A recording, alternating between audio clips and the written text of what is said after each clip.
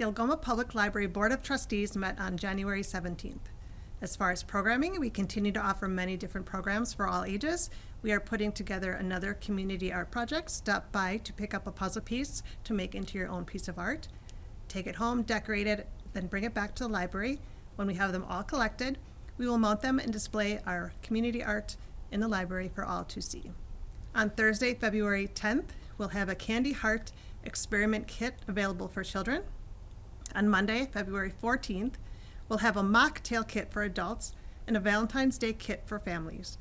We will also hold an escape room at various times throughout the day. Call or stop in the library to sign up for that.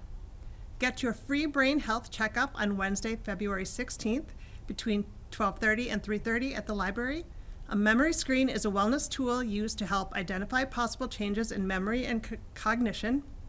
It is not diagnostic, but can help direct people to address any concerns. Please call the ADRC of the Lakeshore to register. The number 1-877-416-7083. On Tuesday, February 22nd. It's not every day that a date that reads 2/22/2022 falls on a Tuesday. To celebrate the day, we'll have snacks, activities, and a photo op area set up all day. Infant and toddler story time is held on Tuesdays at 10 a.m. and preschool story hour is held at 10 a.m. on Fridays at the library.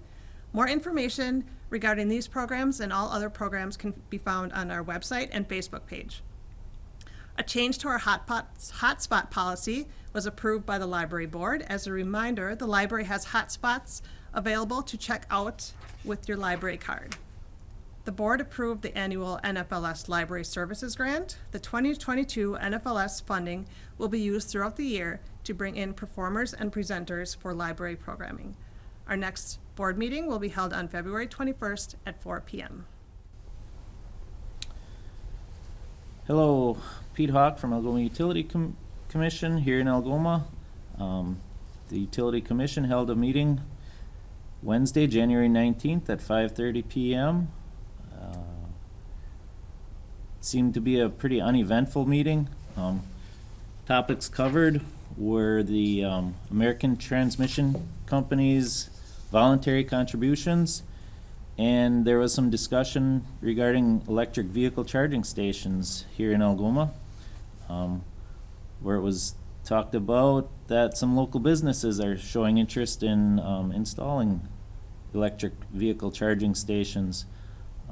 The utility and WPPI will certainly aid in any type of grants or opportunities as they become available to those businesses. Other than that, the meeting was very uneventful. This time of the year at the utilities, the guys have been, majority of our work in the winter is tree trimming. This year we've had some construction going on, so we have a couple electric services that we've been burying underground. There is about 2 feet of frost in the ground right now, which is also causing some problems for our water system, as we are as of this morning, we're working on our second water main break within the last 3 weeks, I'm gonna say, and that'll be our third water main break for the year. So we are having a little bit of problems with water main breaks this year due to lack of snow cover and whatever else may cause a water main break, but it's usually a shifting of the ground, and the pipes tend to crack during the winter season. Other than that, things are going pretty smoothly at the utility. If you would have any questions, you're always welcome to visit or call us. And that's about all I have for today. Good. Hi, I'm Chief Randy Remiker with the Algoma Police Department, here to give the report for January 31st, 2022. Officer Ron Seidel has announced his retirement, which will take place later this spring. Ron has over 30 years of experience in law enforcement and will truly be missed. The Algoma Police Department is currently accepting applications through February 28th for both full-time and part-time personnel. So, if you know anyone who's interested, please have them contact the police department or the city, or visit the city's website. In other news, we recently started working with the Algoma Public Schools to temporarily provide a school resource officer for 2 days a week for the rest of this school year.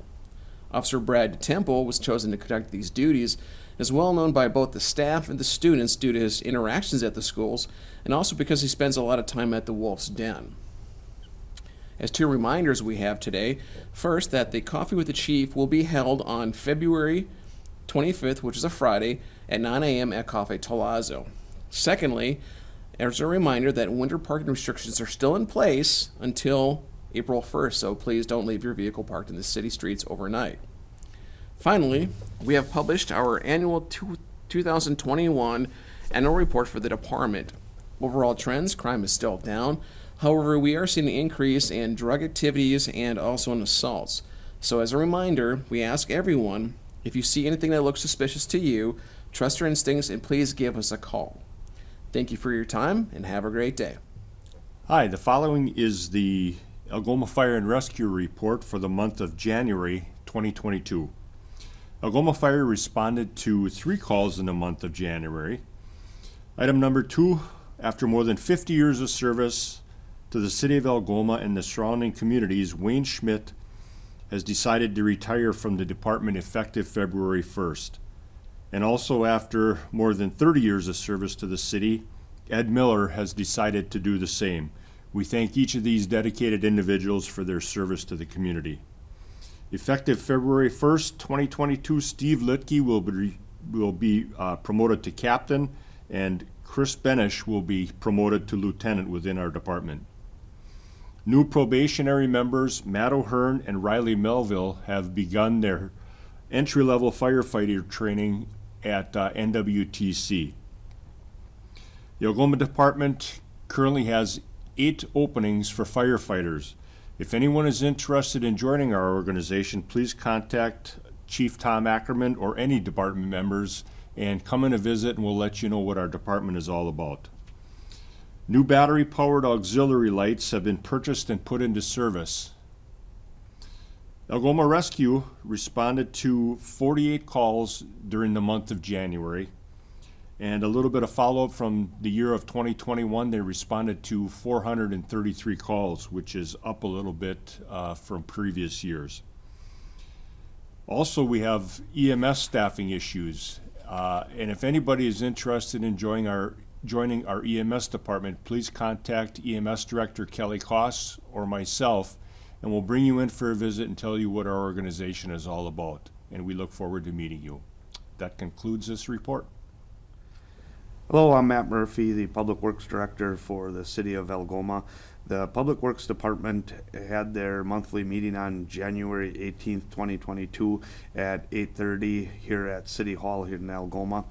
A couple of highlights that we discussed were some continuation of what sidewalks throughout the city that will be replaced in the summer of 2022, spring summer of 2022, and starting to work on what roads that we are going to chip seal or overlay, not counting also adding the 3rd Street project from Clark Street to Navarino Street.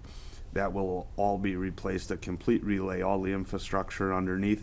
And the 2022 road work is about completed, just tying up a couple of loose ends, and that should be going out to bid here in the next week or 2 with a start date early spring and a substantial completion date before Shandy Days kicks off in 2022. So the city street department, we also started doing our GIS mapping throughout the city. So if you see guys out there topoing or taking grade shots on sanitary or stormwater manholes or inlets, we're starting to do our GPS mapping of all of our sanitary sewer and storm sewer throughout the city. So that's about underway here, and we'll probably be working on that for the next probably 8-9 months till we get the majority of that data collected and inputted into our GIS system. February 15th will be our next meeting at 8:30, and that will be at the street shop because February 15th is also a primary election here at City Hall. So our 8:30 a.m. meeting will be moved down to the street shop that day. That's all I have. Thank you much.